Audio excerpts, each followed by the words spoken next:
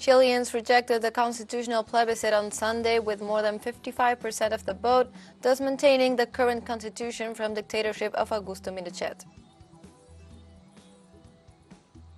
In Palestine, the Israeli occupation forces committed a new massacre in the Gaza Strip within the framework of the 73-day Zionist siege on Gaza.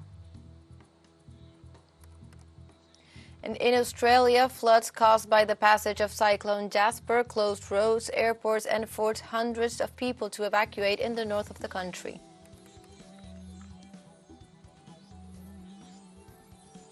Hello, welcome to From the South. My name is Belén de los Santos, and from the teleSUR studios in Havana, Cuba, we begin with the news. Chileans rejected the constitutional plebiscite on Sunday with more than 55% of the votes, a fact that maintains the current constitution from the dictatorship of Augusto Pinochet. According to data from the Electoral Service, with 99.78% of the tables counted, the against option accumulated 55.76% of the votes, while the in favor option had 44.24%. With this result, a second rejection of the constitutional reform proposal materializes after the plebiscite of 2022. The debate to modify the constitution began in 2019 after huge protests sparked a national referendum in which 4 out of 5 Chileans voted to scrap their constitution, a heavily modified version of the 1980 text approved under the military dictatorship of General Pinochet.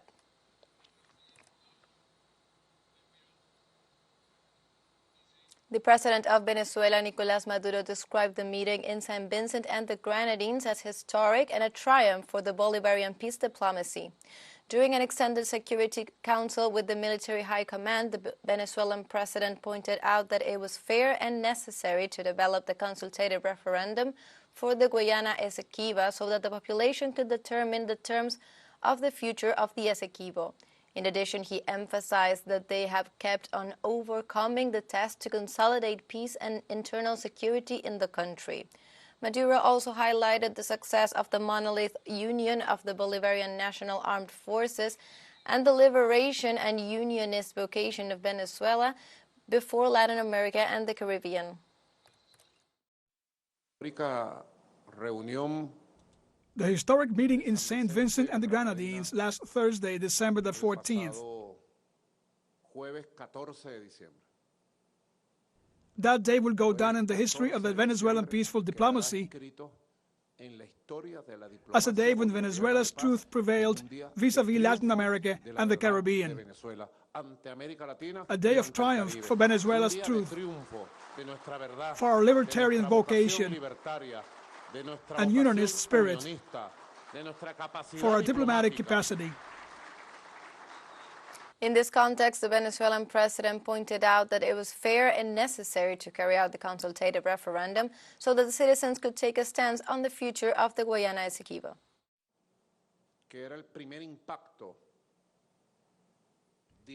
Which was the first direct impact of the consultative referendum of December the 3rd. First impact that still has to be analyzed, especially by our people, in our families, in our communities. Later, when you're playing dominoes, that's where the most precious and valuable analysis is. The analysis of our people's conscience, to know that we are moving forward, that it was right and necessary to have the debate, to call for the referendum, and for popular sovereignty, to set the terms of the future of the Guayana Essequibo.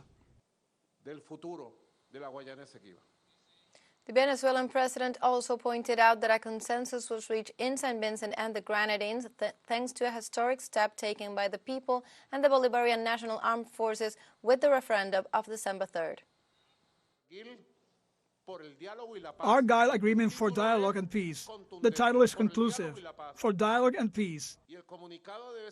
And the communique should be read by all. You have read it, right? And was explained to the personnel. Explained. An agreement was reached that addresses this conjuncture, this situation.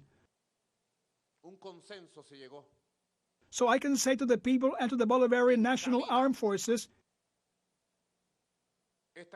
Thank you for the historic step we took on December the 3rd. Thanks to the Union of the People and the armed forces. Thanks to the power of the public institutions, the electoral power. The peace delegations of the Colombian government and the National Liberation Army, the ELN, met in Mexico for the closing of the 5th cycles of dialogues. After 13 days of talks, the ELN has reportedly committed to suspend any kidnapping action in order to guarantee peace in Colombia. The closing ceremony of the dialogue cycle was presided by the Mexican Minister of Foreign Affairs, Alicia Bárcena. During her speech, she recalled the importance of this meeting not only for the peace in Colombia, but also for the stability in the region. This is no ordinary day, neither for Colombia nor for Mexico nor for the rest of the countries and institutions we represent, because in order to be gathered here today, there had to be a courageous decision by the government of Colombia, by the National Liberation Army, to sit down at a table to dialogue, to put on the table decades of differences, of different visions, of open wounds, and to set common objectives, hopes, and efforts to achieve a better country forever, always thinking of a better life for all Colombians and therefore for the entire population in our region. In this context, the chief negotiator of the Colombian government's peace delegation, Vera Grave, announced the suspension of economic withholdings and an extension of the ceasefire.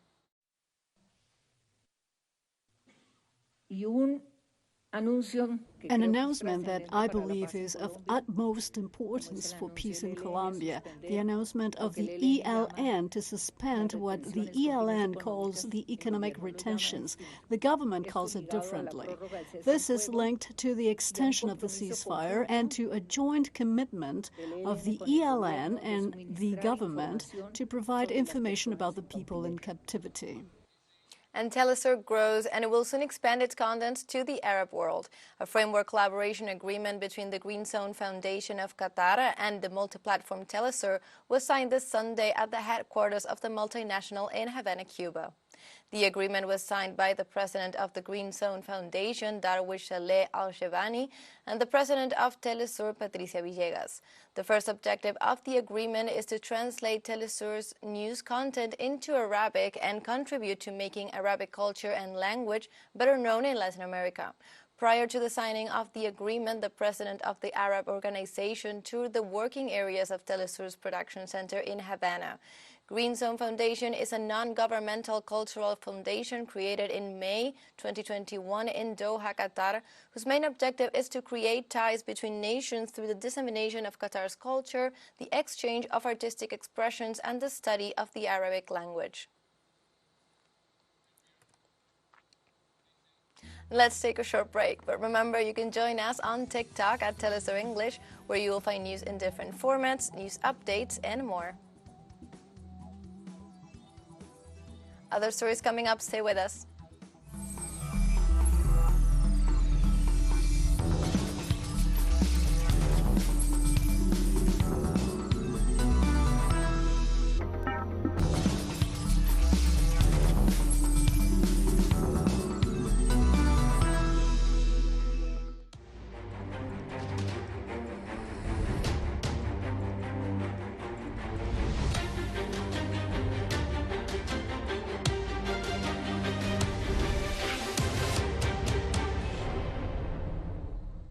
Welcome back.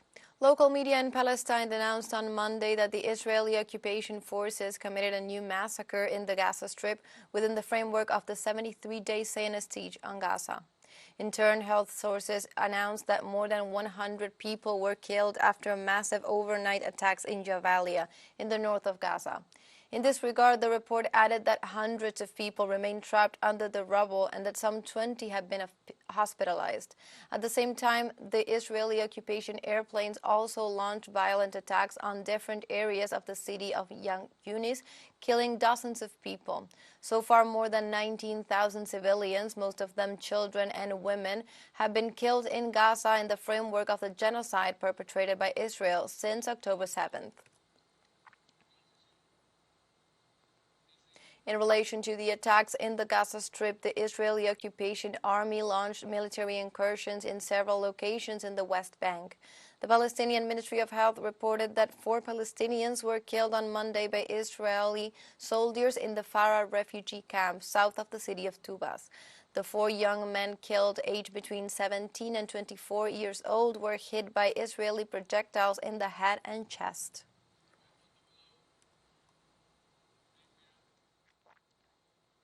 And it has been more than 2 months since the beginning of the Israeli siege on the Gaza Strip, and the occupation army is only intensifying its bombardment and ground incursions throughout the Gaza Strip, where refugee camps have become the main target of attacks. With more information, our correspondent in Gaza, Noor Harasin, reports directly from the ground.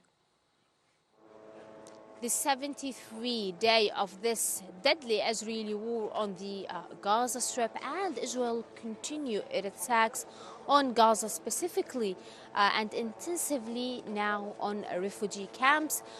Over the past 24 hours, the Israeli warplanes targeted the Jabalia refugee camp. A whole block was destroyed. We're talking about 10 to 8 homes that were completely or partly damaged in Jabalia refugee camp. The Palestinian Health Ministry talked about 130 people between killed and missing, as there is dozens of people that are still under the rubble of their homes because of the lack of equipment and materials. The Palestinian civil forces and paramedics could not reach them until this moment. At the same time, there was an Israeli attack on the Ashabura refugee camp in Rafah. 5 people were killed.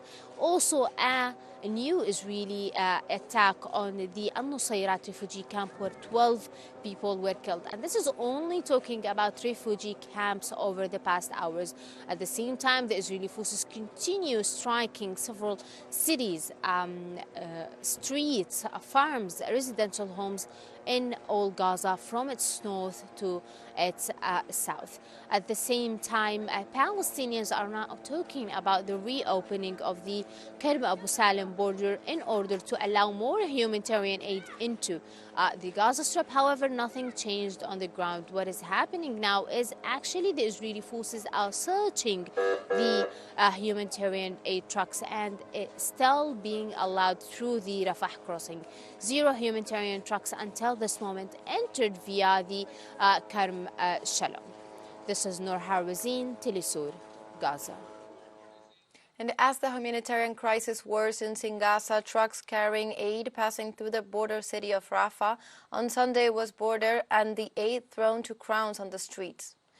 People also chased the vehicles, and boxes of aid fell from the trucks onto the road. Gaza remained under a communication blackout from a 4th day straight, the longest of several outages over the course of the Zionist aggression. Aid groups said the blackout complicates rescue efforts after bombings and make it more difficult to monitor the war's toll civilians. To date, the Israeli regime has killed more than 19,000 Palestinians in Gaza, most of them women and children. Over 3/4 of the territory's 2.3 million people have been displaced. And the Palestinian Red Crescent announces the onset of a famine of great proportions in the Gaza Strip due to lack of food caused by the blockade and the Israeli attacks. Red Crescent representatives regretted that Gaza currently depends entirely on humanitarian aid, which, in spite of efforts by many countries, is still insufficient and delayed to tend to those affected due to the blockades of Tel Aviv. In recent days, the World Food Programme revealed that half of the population in Gaza is starving.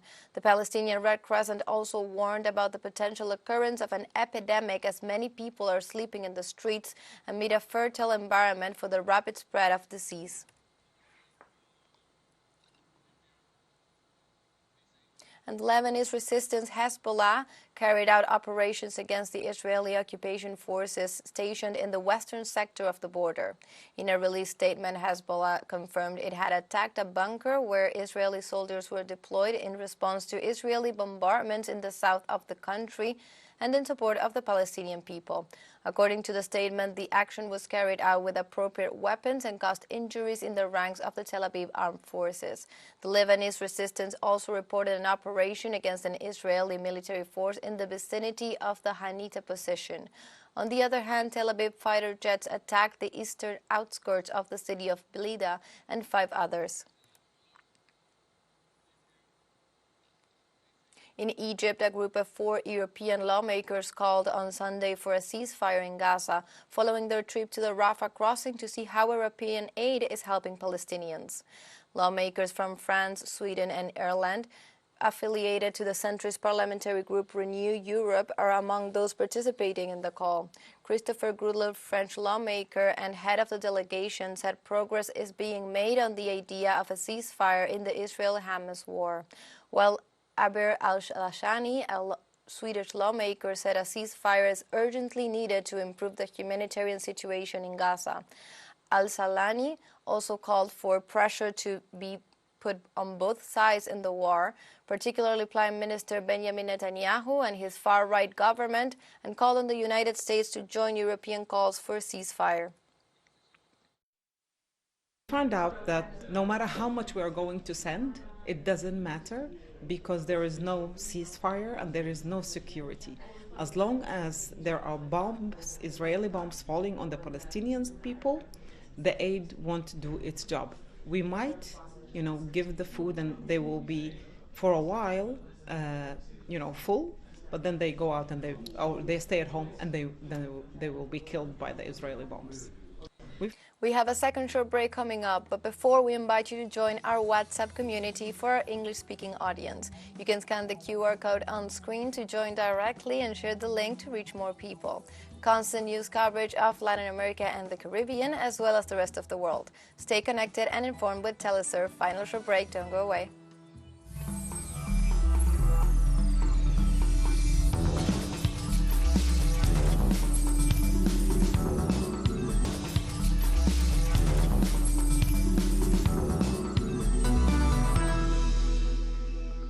Welcome back.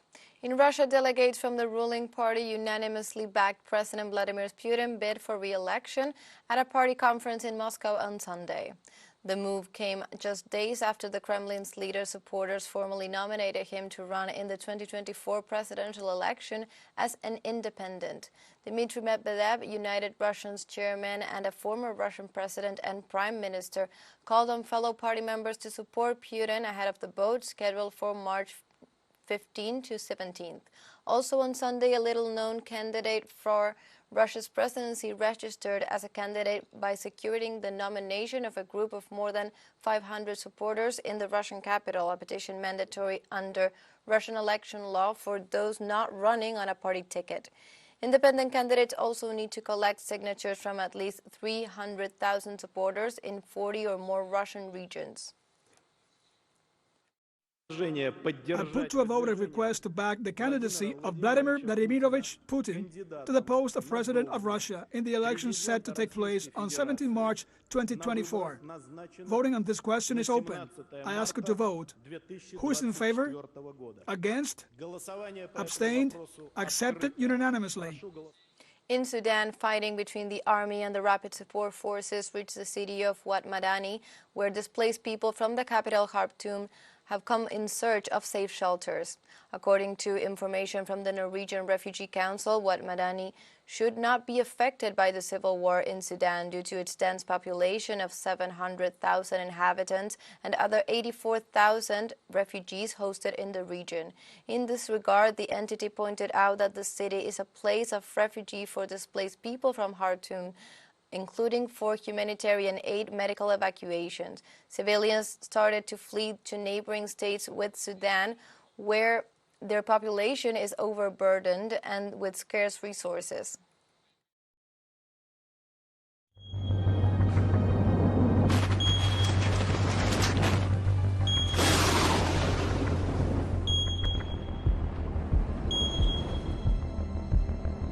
In Australia, floods caused by the passage of Cyclone Jasper closed roads, airports, and left hundreds of people evacuated in the north of the city.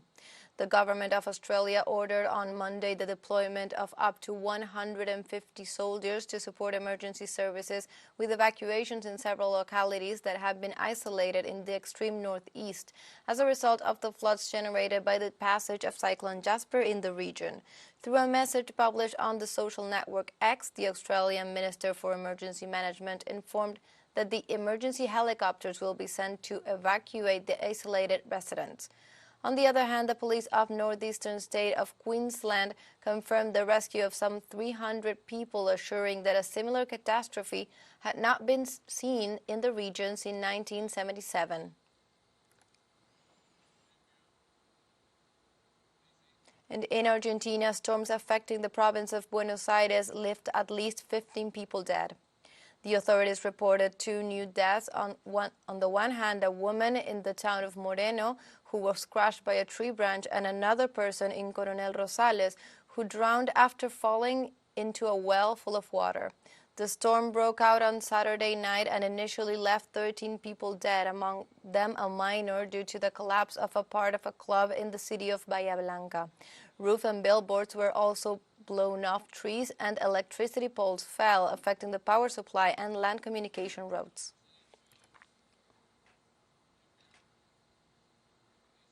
Hundreds of cyclists dressed as Santa Claus cycled through the streets of Rome's historic center on Sunday to raise money for charity in Italy. The Sentence Parade started from the Colosseum, passed through the Imperial Forum, Piazza Venezia, Via del Corso, and the main shopping streets in the center of Rome, and finally arrived in the characteristic districts of Trastevere. The aim of the event was to raise funds from La Casa de Peter Pan, or Peter Pan's House, a charity project that offers help and support to children with cancer and their families.